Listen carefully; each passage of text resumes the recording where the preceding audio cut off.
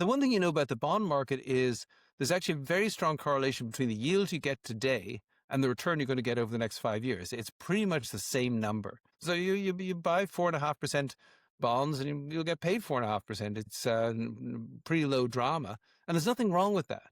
I think I wouldn't knock that at all. I think it needs an allocation in there, and if something does go wrong with the equity market, then bonds will rally, and that'll help you out. They will zig a bit if the stocks zag.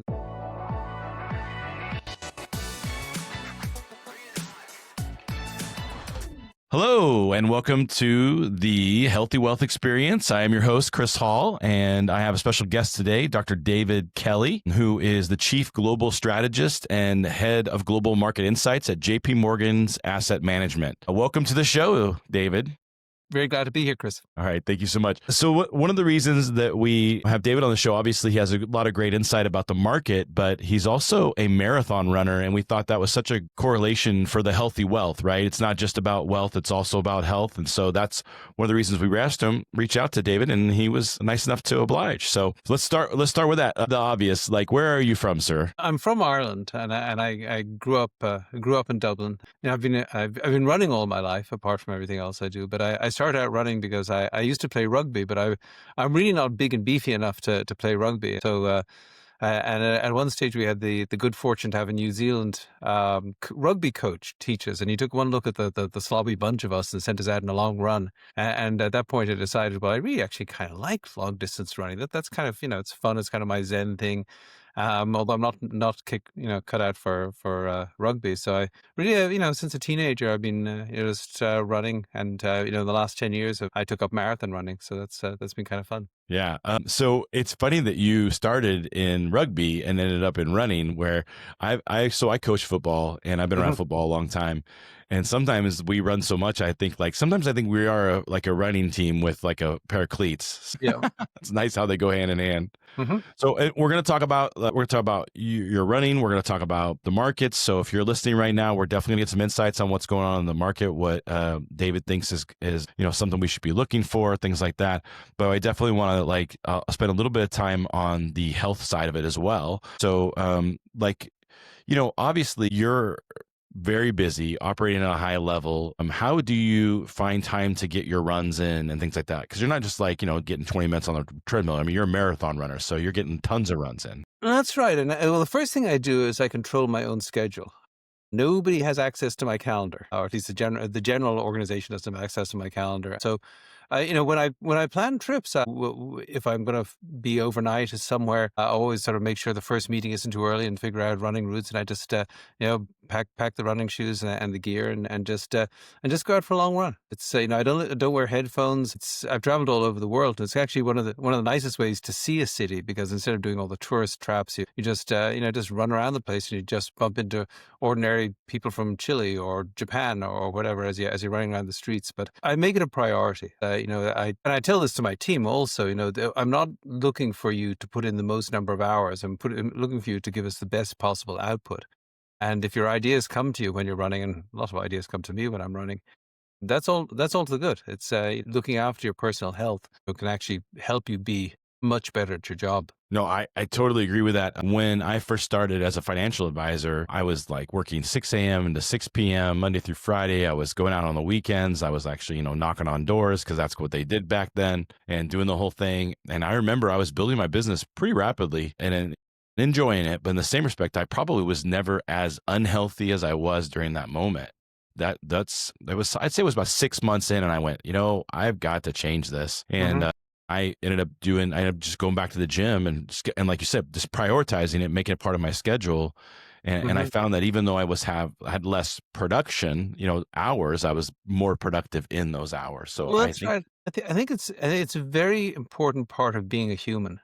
As I said, I took up marathon running about 10 years ago, and I remember going for a very long run with this professor out of Harvard, who is a evolutionary biologist, and that's actually not the exact word phrase, but sorry, evolutionary anthropologist, and he was talking about just how our distant ancestors used to go out on long runs. I mean, they would run in groups, chasing after the wildebeest or whatever.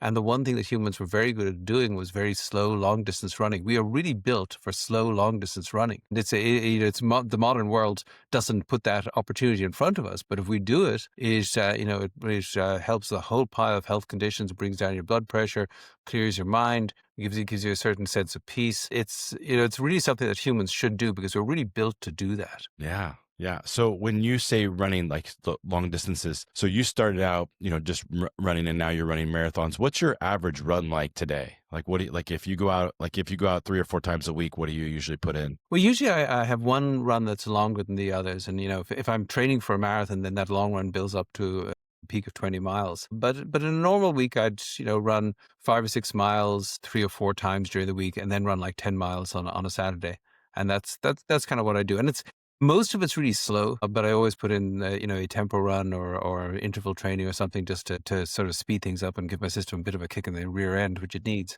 But most of it's slow. People slow running builds mitochondria. It just gives you energy, and it's as I say, it's something I like just as much as I like strategy in the economy. How often do you go for a run? Do you go out every day?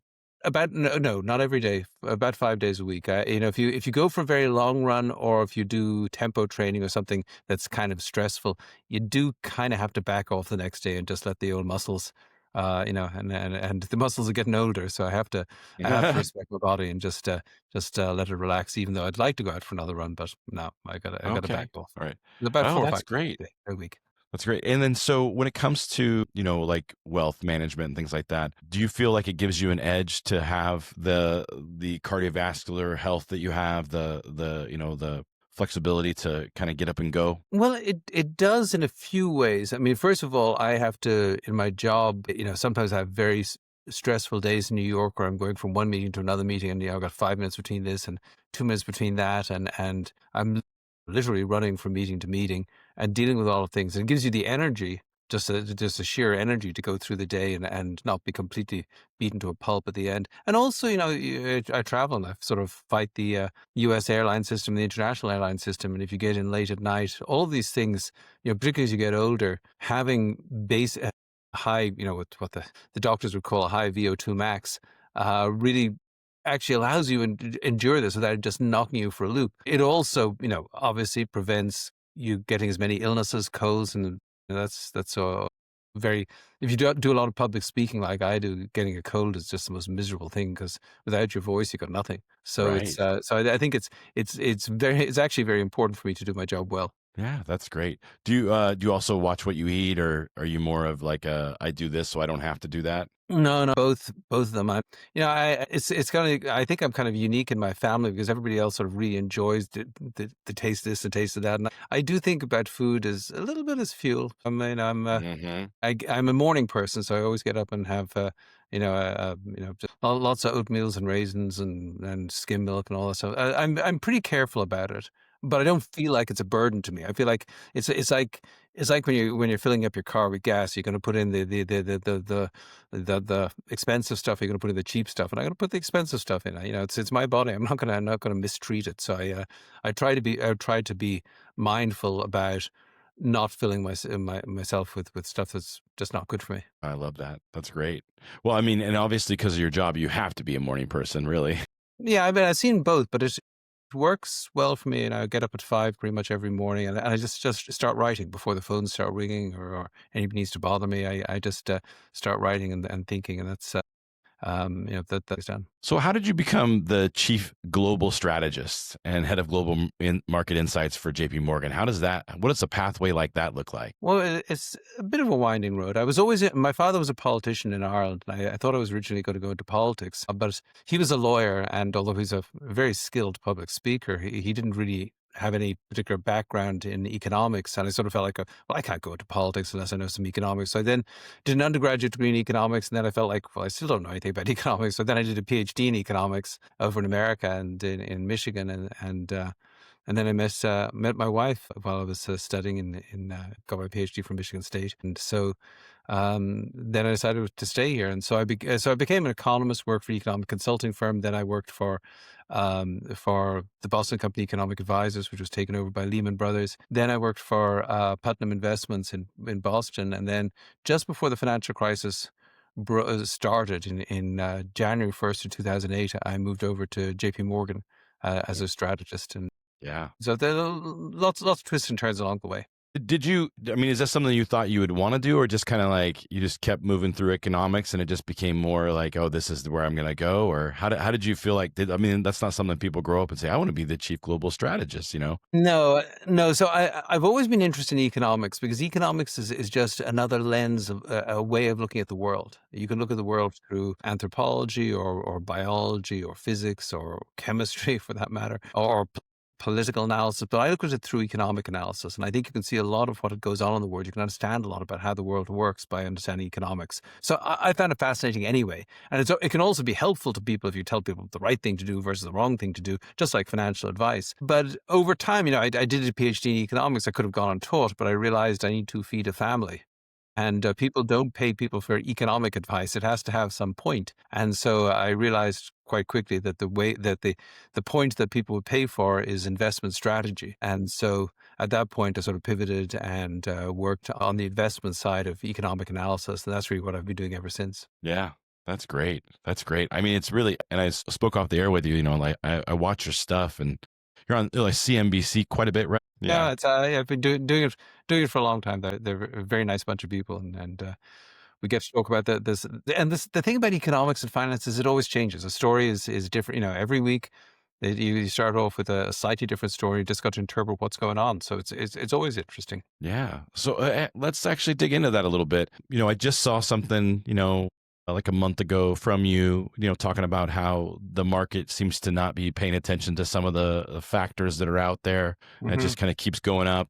Yep. But then, of course, in the last week or so, it's down, 2 or 3%. Do you feel like the market is catching up to the data, or do you feel like that's what's happening right now, or is it just like more of a like a blip type of a thing? Well, I think there's, I talked earlier about the different lenses of looking at the world, but there are really three different ways you could look at things right now.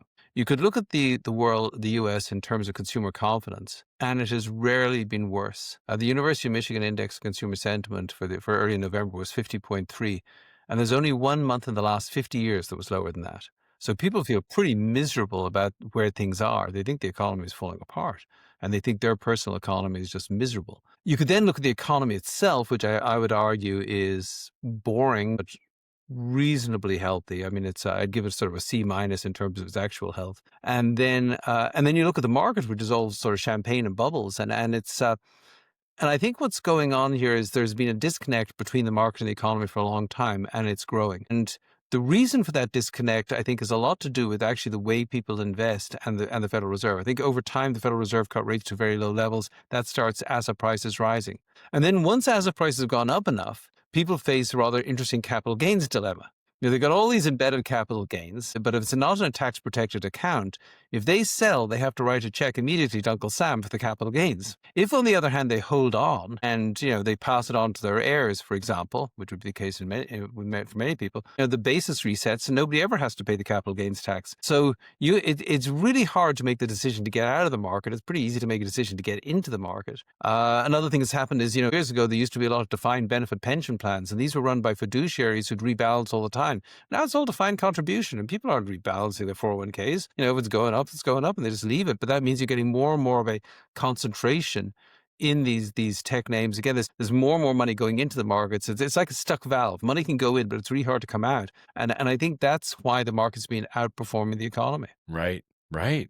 Yeah. And so, like as a financial advisor, one of the things I do quite a bit is I try to rebalance people. You know what I mean? So like when the market's down, we try to pull some money out of their bonds portfolio. And then, I call it the war chest. I didn't signify, that's not something I invented, but I just really like doing that, calling it that. And then, when the market's doing really well, like it is, right now, this is another time to rebalance, to pull money out of the market and put it into bonds. And then again, not all of it or anything like that.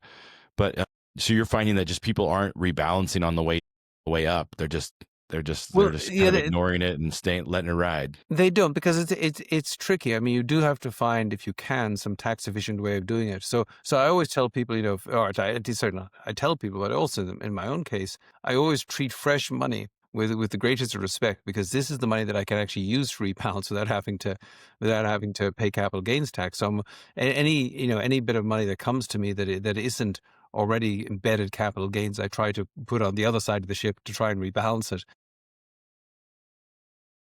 Of it, of course, is about getting better returns in the long run, but a lot of it's just about risk mitigation. You want to make sure that, because I know the market's down a bit this week, and we'll see what it is next week, and we don't know. But sooner or later, there's going to be a big bear market, and not the hour nor the day, but you do know the location. The location of a bear market is always centered on the area of the biggest froth and frenzy in the first place. And so if that's where you're overweight, that's what you're trying to reduce your exposure to by increasing your exposure to other things. And that's obviously I try to do. Right. And obviously you're referring to, one of the questions that everybody has right now is, where are we in an AI bubble? Yeah. Was that where we're at with the conditions of the market, that where they are? Yeah, it's really interesting. I mean, I don't think it's a 2008 situation, because in 2008, the way the housing finance was interconnected with the global economy and the sort of derivative trades around it really left the entire banking system vulnerable, as we saw obviously with the collapse of Lehman Brothers. And that turned what should have been a housing correction into a global financial crisis. I don't think we have that problem. I don't think it's quite the same as the internet bubble, although it's quite like, but it's not exactly the same as the internet bubble of 1999, because then you were dealing with a lot of little companies who didn't have any cash flow. They didn't even have an office cat. They just had people looking at their internet screen. And so these were very vulnerable companies. And so when they went down, they went down. In this case, this boom in AI investment is being powered by some of the most profitable companies the world has ever seen. I would argue the most profitable companies the world has ever seen. And so they've got tremendous free cash flow anyway to pump into all this capital spending, all these data centers, the purchase of all this electricity. And that can keep this ball rolling for some time. However, I don't think that all these companies have got a clear vision as to exactly who is going to pay for what in terms of AI services 5 years from now. And that's really the crux of the problem.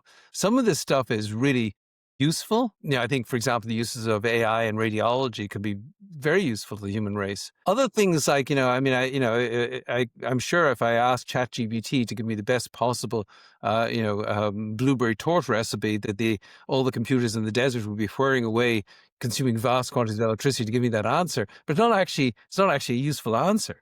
And the question is, how many things can this somewhat infantile AI do? It's a different kind of machine. I mean, we think about machines as being very narrow but very precise, like a calculator. But that's not what AI is. AI is very broad but kind of flaky. Mm-hmm. It can give you a completely wrong answer because consensus happens to be wrong answer, and and they will try and refine it, but we're not there yet. And so I think the real question is: will there be a genuine stream of revenue that is sufficient to pay for the incredible amount of physical investment that's going on around building out this AI infrastructure? And if there isn't that investment, then somebody's going to go to the wall.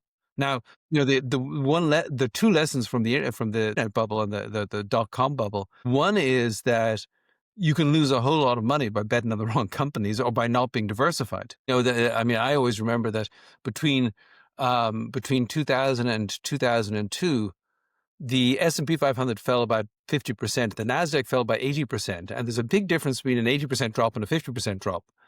And so I think people need to think about that. But also, even though that boom went bust, there was something real there. I mean, the internet did change our lives and change the world. And some of the companies that were booming before then are still booming today. Most of them aren't, but some of them turned out to be these extraordinary financial winners. And so I think there'll be some extraordinary winners too, but there'll be some losers, and there's probably going to be a boom and a bust in between. And so that's why you have to sort of be careful about how you place AI bets and don't just buy into all the hype. Yeah, I think that's a really good example. I actually have a good personal example of how I got beat up pretty good in the dot-com bubble. Do you remember a company called Juno? Yep. Yeah, Yep. so I remember Juno was just rising one day, just, very young investor at this Mhm. time. It was just crushing it. And so I actually put money in. It was like $28. Mhm. I bought it at $58 in one day. By the end of that day, it closed at $78. I made $2,000. I mean, again, I'm not an early investor, so that was a lot of money, but I made $2,000 that day. And then the next morning we woke up and it was literally like opened at $58. So I was like, oh, well, I didn't make any money, but I didn't lose any money. Fast forward through the whole dot-com bubble, that was never a very profitable company. They Mhm. basically were worthless, and I had to end selling it for the capital losses to offset some of my other games. Yeah. I think a share price was like 1/1000th of a penny or something by the time I was done with it. I suppose it's the way. Yeah, I mean, given if as soon as we do have a bust, people will be able to deal with their capital gains, their embedded capital gains problem. It's a very glass, it's a But very no, glass that's half full attitude. and the market has got a habit of rebalancing for you if you don't do it yourself. Right, right. So that's a good question. Well, I mean, like, what are you suggesting people do at this point? I obviously you have capital gains, and that's something that they're going to have Yeah. to just like Yeah. figure out, But like, let's just talk about qualified accounts, 401ks, IRAs, defined benefit, like we talked about earlier. Like, if you're like a normal 80/20 guy, like let's say you have 80% of your money in the stock market, 20% of your money in the bond market, is this a good time to kind of like go ratchet down to like 75/25, or should you go down even further than that? Should you start, pulling back even more than that? What's your thoughts on I think that? that I think that's I mean, that split would be I would regard it as a little aggressive if you're in retirement, but True. if you're younger, no problem. But I think the real question isn't really the bond stock split; it's switch stocks. Because if you look, the mega cap growth stocks are very expensive. The rest of the U.S. market it's not cheap, but it's not as expensive. So the first thing I'd do is try to, I'd be okay with putting some more money in the U.S. market outside of, say, the top 10 companies or whatever. But also, I mean, the big thing is international. Because we have a chart and we put together the guide to the markets. I don't know if you've seen our guide to the markets, but Yes. we have a chart where we show these ranges of valuations for different markets around the world, U.S. and Japan and UK and China and EM, and it's like that Sesame Street song. Well, one of these bars is not like the others. I mean, the U.S. is very expensive, and nothing else is very expensive. There's nothing really expensive about Japanese stocks or UK stocks or Eurozone stocks or Chinese stocks. They're all kind of at normal valuations. This has been a US boom. And the question is, do you really want to have all your eggs in that US basket? Right now, the US is 65% of all the stocks in the world are US stocks, which is an extraordinarily high number. But how many people can honestly say that 35% of their stock exposure is outside the US? The vast No. majority of Yeah. Americans is way below that, maybe 20%, 10%. So the first thing is, if you've got extra money, put it in non-US stocks. Yeah. Yeah. I would. Basically, there are stocks that are going to do the sort of things that stocks do. If the dollar comes down some more, and I'd argue it probably will over the next decade and maybe even over the next few years, then that's going to amplify your return. But you can stay long the stock market. It just doesn't have to all be U.S. stocks. Yeah. No, I like that. That's really good. And again, like the top 10 stocks has been what's really running everything. But it's also those are probably the most like overpriced, if you will.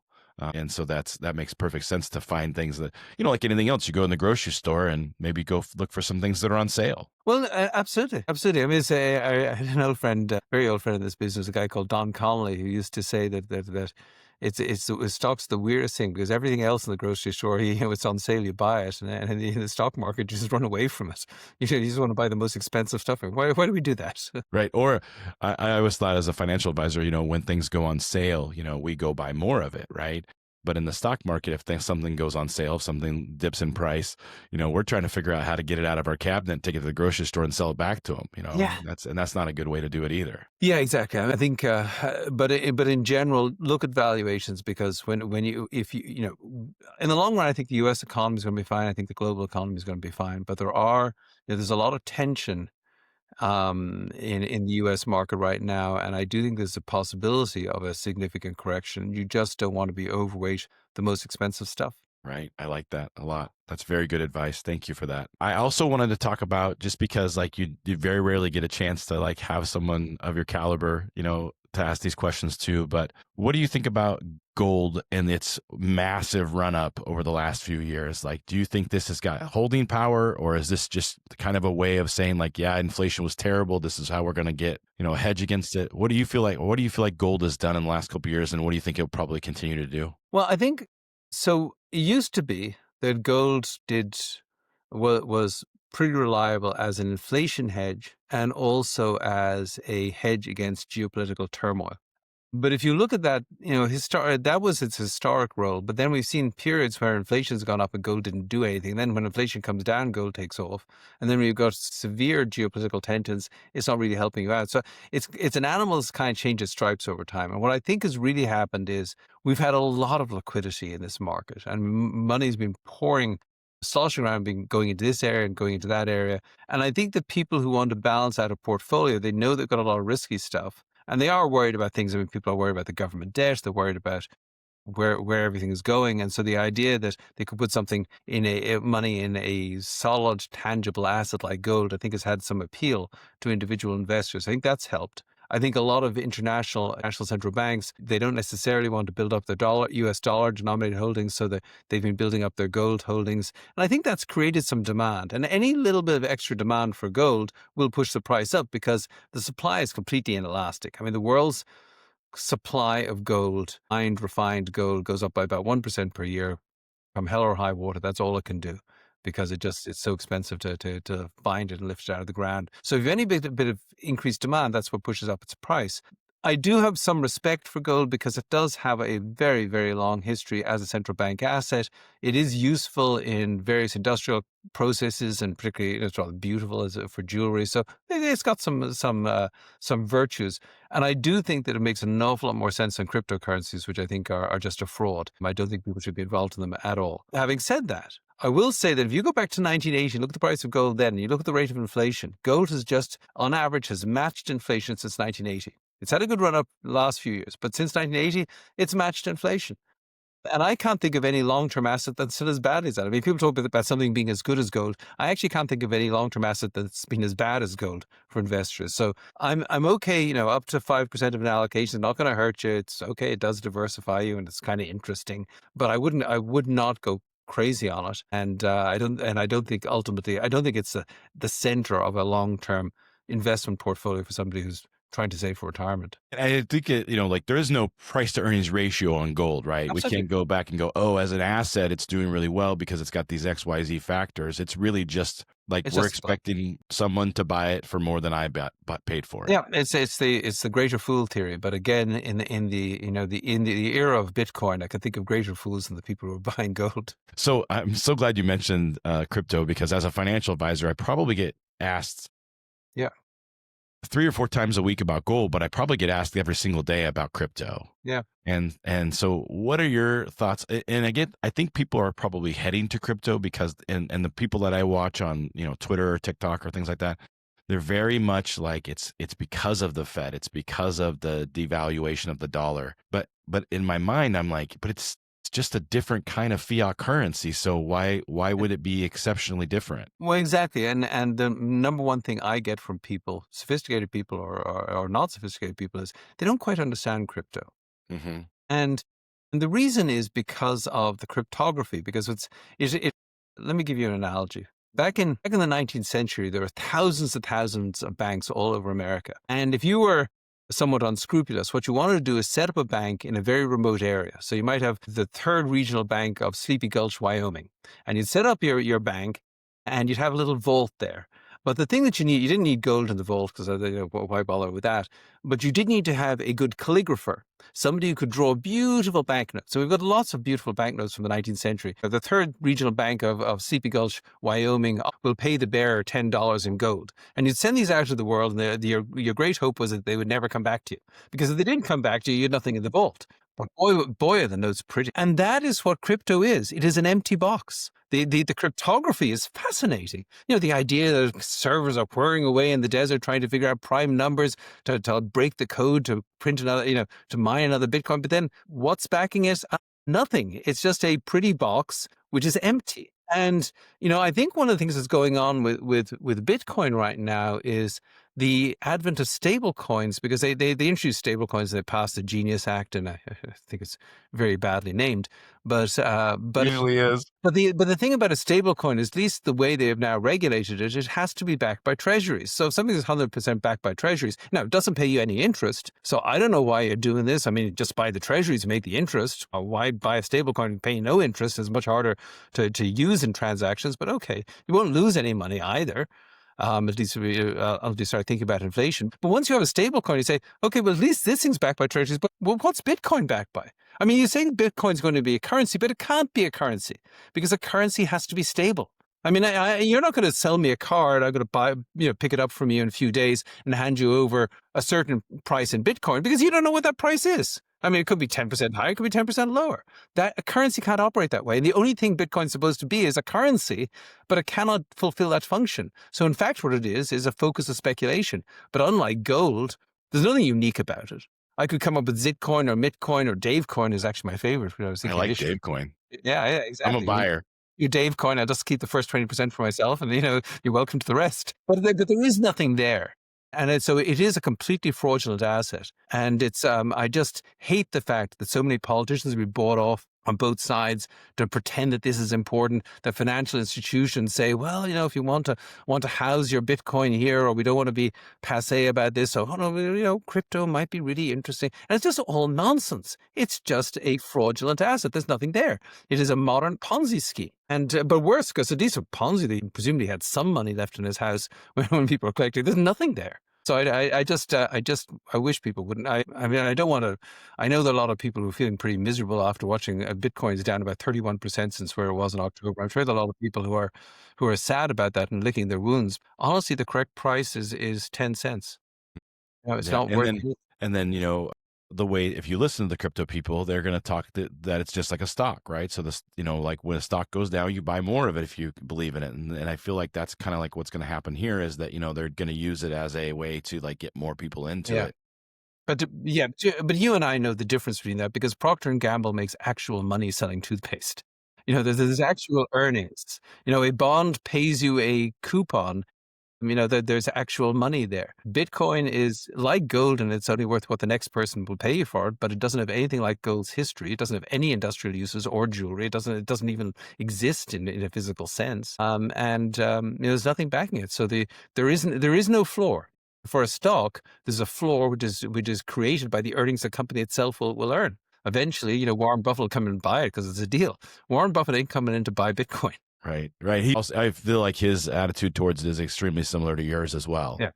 Yeah. And I have used, so people ask me all the time about it. And so when I tell them, I don't know everything about it. I do know that when my physical trainer, my massage therapist, and my ex-wife all asked me about it in the same exact day, that it very much has a tulip mania feeling to it. And so I tell people, like if you're, the whole goal of it is exactly what you said, which is we want the person behind us to pay more for it than us based on really nothing. And that is the definition of a Ponzi scheme, right? But in a Ponzi scheme, the people who get hurt are the last people in. Unfortunately, that's right. I mean, I talk to lots of taxi drivers and so forth, and we get on to talking about finance, I talk about Bitcoin, and then I realize, wait, you own it, don't you? Yeah, I do own it. Yeah.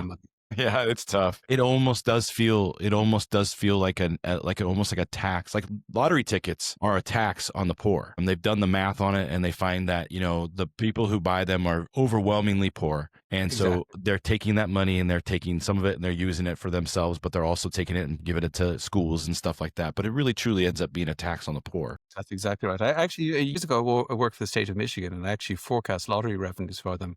And looking at all the data, that is exactly it is. It was the biggest area of lottery sales for the state of Michigan on a per capita basis was Flint, Michigan, which was one of the poorest cities in the state. And that's what was doing it.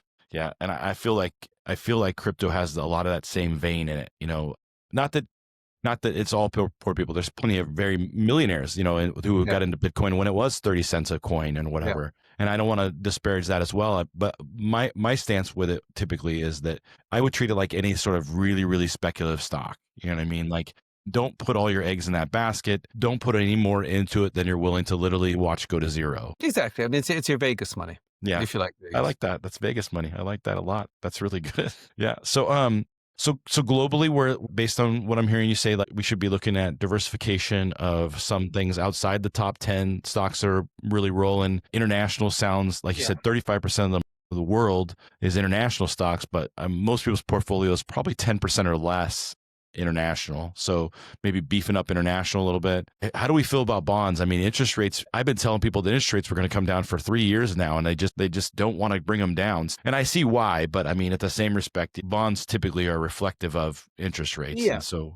where do you feel bonds are going to go? Well, we've had, the Federal Reserve obviously was raising short-term rates, and now they've been cutting short-term rates, and we'll see. It's a close call as to whether they cut them again in December, but I do think they'll cut them 2 to 3 times over the next year. And then sort of getting back to the economy, which I really didn't, go through here, but I think what's going to happen with the economy is it's pretty slow in the fourth quarter of this year, for lots of reasons. It's going to speed up early next year because of a lot of income tax refunds. But then once those income tax refunds are spent, I think it's going to slow down again in the second half of next year. And by the end of next year, I think we're down to 2% inflation again. We've got all this tariff inflation, but it's going to work through the system. It's going to leave prices higher. But the inflation, which is the rate of change of prices, is going to come back down to 2%. And it could go below that in 2027. And then I think the Fed could resume cutting short-term rates. But when it comes to long-term rates, you've got a more interesting position. Right now, we're at a little bit over 4% in a 10-year Treasury. And if you go back in the 50 years before the financial crisis, the 10-year Treasury yield averaged 2.7 percentage points above core CPI inflation. So if you had core CPI inflation going forward of 2%, that would argue for 4.7% 10-year Treasury yield. Now, you're already well below that. And so if the economy doesn't go into recession, then given the amount of money the federal government is borrowing, and given the fact that they keep on putting stimulus into the economy, which could cause inflation down the road, I don't think you get much of a rally out of the bond market. I don't have any problem. You get 4.25 on a 10-year Treasury, or you get, say, 4.5% on the Bloomberg Ag index of corporate bonds and corporate and treasury bonds. That's okay. And the one thing you know about the bond market is there's actually a very strong correlation between the yield you get today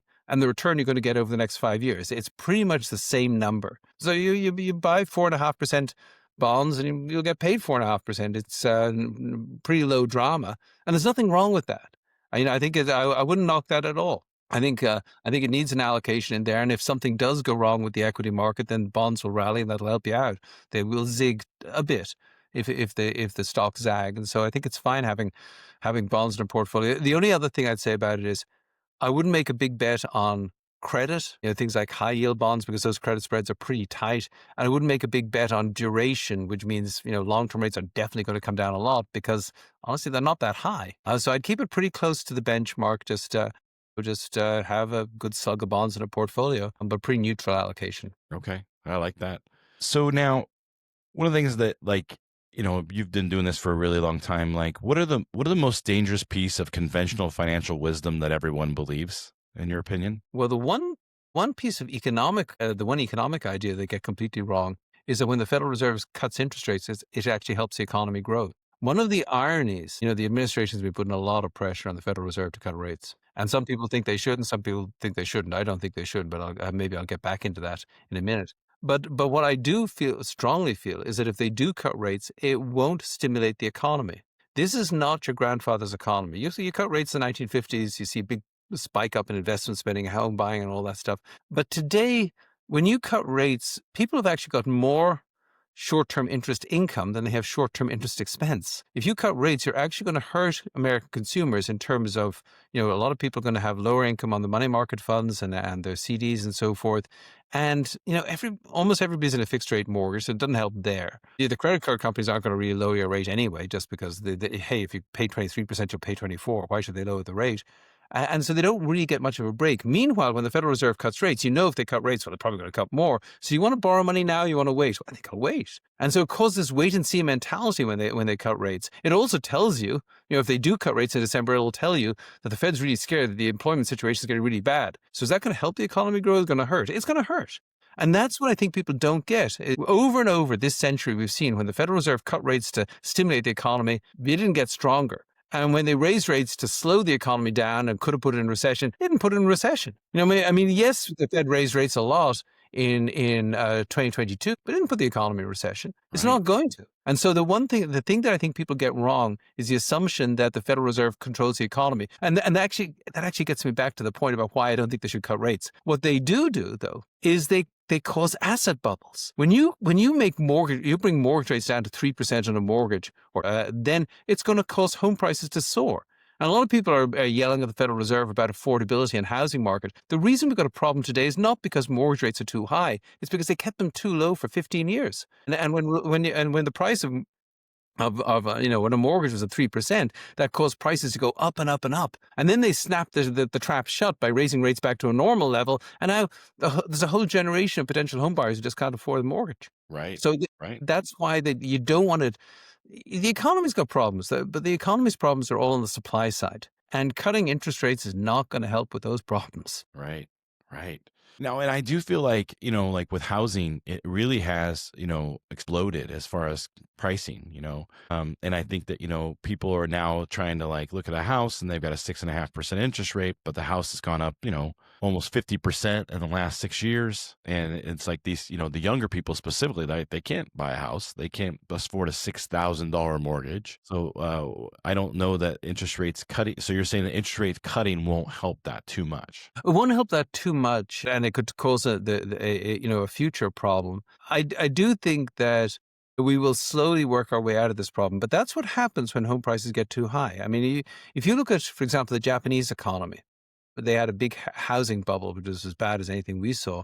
But it took years for home prices to come down to an affordable level because nobody wants to sell at a loss. And in Mm, fact, a lot of people don't want to sell at all because they've got a mortgage right now, a 3% mortgage. So if they sell buy something else, they're going to take out a 6% mortgage on that. So why do you want to sell? And so the supply all dries up because of the way that our mortgage market works. But no, I don't. I think that there are things that we should do. If we wanted to free up the housing market, we could try to find some way of making mortgages assumable. And I'll come back to that. But you have to fully compensate the banks and the mortgage bond holders for that. But I think that would be a great scheme if you can say, look, I've got this house I bought a few years ago. Now I need to move, but I've got this 25 years left on this 30-year mortgage. That's 3%.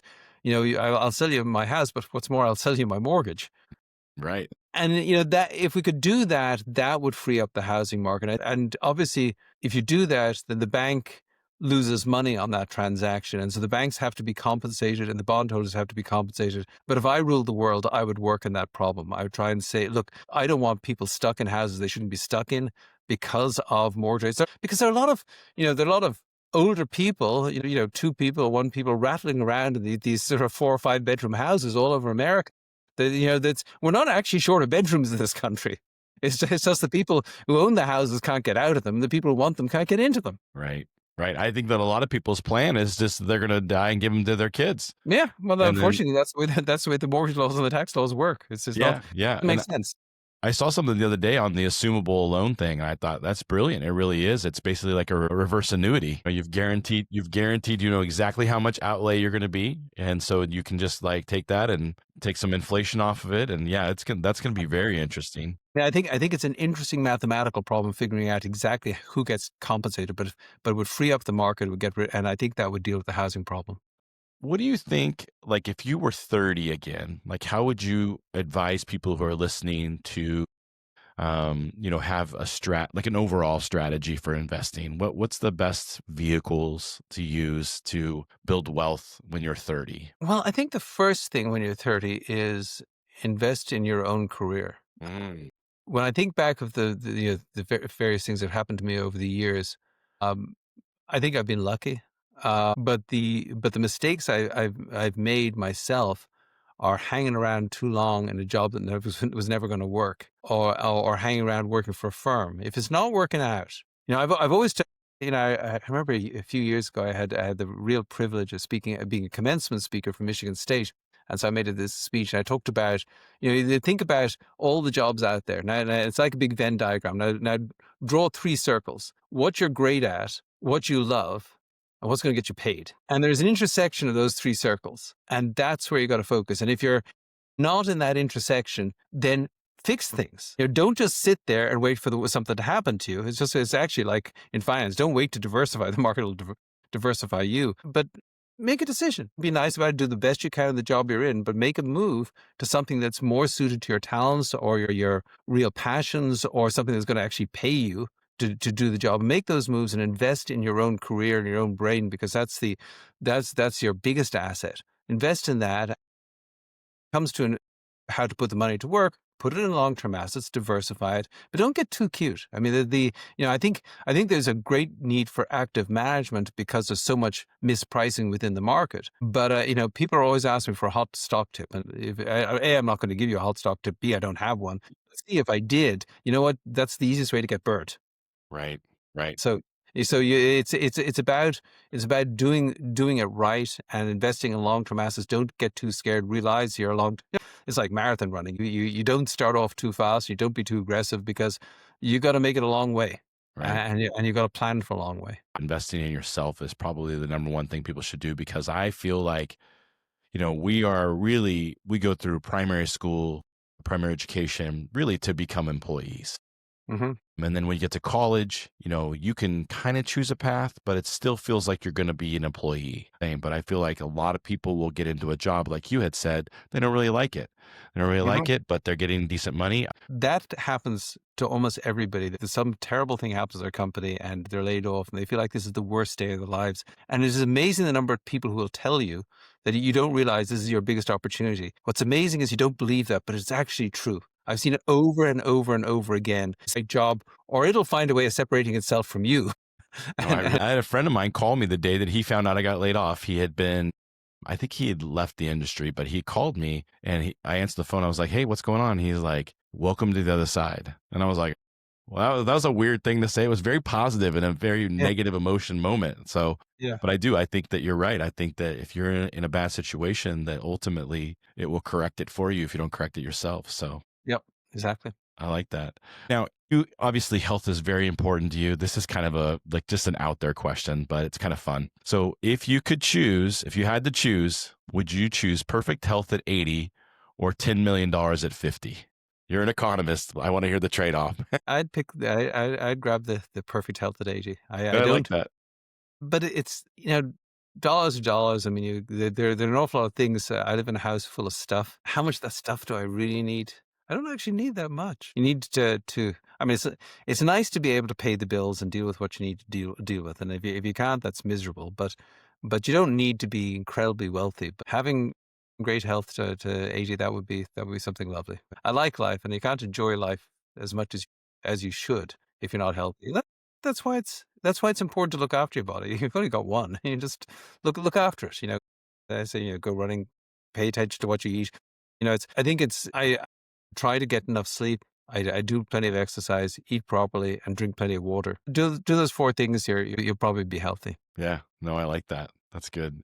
And I think that's, it really is more of like a mindset, right? So like you said that and you were so, passionate about your answer to it. And I would tell you that, you would probably ask 100 people and get a bunch of different answers. Like you're not gonna get like, oh, definitely 80 and healthy. You're gonna have some people like, nope, 50 and 10 million. That's definitely what I want, because they just want to go spend it, have a good time, and they don't care about the future. So I think it's a really good exercise in delayed gratification, but also understanding that we are finite beings. We're not gonna be Yeah, here forever. So yeah, that's it's true. excellent. Well, so the one other thing I wanted to kind of say is like, you basically explain complex topics very simply. Can you give us like a 30-second take on like where you see this market headed? I think it's so. I think that right now the overall equity market, we're going to have a correction at some stage. I think over the next few years it'll probably go up a little bit, but I think that people should not look back the last 2 years of double-digit returns, returns in the 20% range. They should not regard that as normal. I think there's plenty of opportunities in global markets. They're just not in U.S. large cap equities. So I feel good. I feel good about the economy. Long run, I think the economy will look after itself, but I think the market is a little expensive relative to the economy right now, and the U.S. large cap equity market is a little bit expensive, and so I'd want to diversify. This is a time where your resolution for 2026 should be rebalance. Make sure you're diversified. Make sure you're not overexposed in what is a over exuberant market. Okay. Yeah, that's really great advice. I appreciate that. And I hope the listeners appreciate it and listen to it.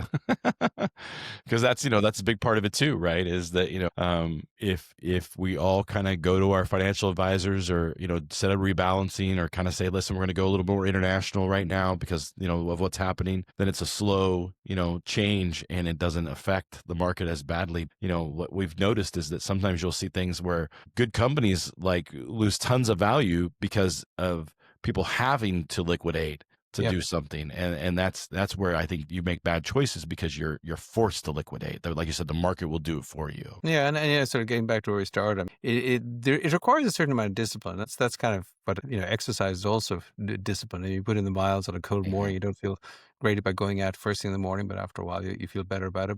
But you have to be thoughtful about it and disciplined about it. And to me, that's kind of like asset allocation. I mean, the right asset allocation, I often say, is it's a little bit like home insurance. You hope you're never going to need it. You don't know when you're going to need it, but you should never sleep comfortably not having it. And if you're overexposed in overly speculative areas, you could get beaten up pretty badly. So I think it's the growth of the global economy, the growth of the stock market in the long run, global stock market, it should amplify your wealth if you're in the right job and you're doing the other things you need to do. So you don't need to get greedy here. I think this is a time where people just need to be very disciplined going into 2026. I like that. That's really good.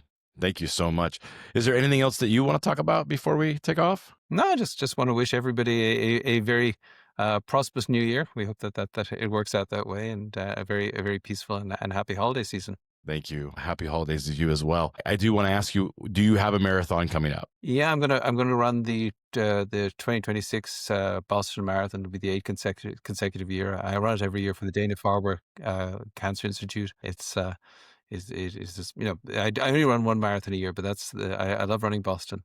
Okay, and you're running on behalf of a charity, is that what you said? Yeah, I run for the Dana-Farber, who's a cancer institute, and they do wonderful research. One of the world's leading researchers on cures for lots of different kinds of cancers, as well as treating many thousands of people. And so they do a lot of great work. And the team that I run on, I mean, everybody raises money, and it's they've all got a story. And some of them are a little heartbreaking, but it's wonderful when I go out and team runs, just seeing how they can find purpose in some of the darkest days of their lives because of some relative or some and who cancer has struck, and they put in their miles, they work hard at it, they raise money, and then we all line up in the third Monday in April in Hopkinton, and we run the Boston Marathon. And it's a kind of highlight of my year. Nice, nice. That's really cool. Now, the Boston Marathon, you have to be invited to be in it, correct? Well, you have to have a Boston qualifying time to if you're not in a charity. Now, I do actually have a qualifying time because of my great antiquity at this stage, because it does get easier as you get older. But It's a great way to say that.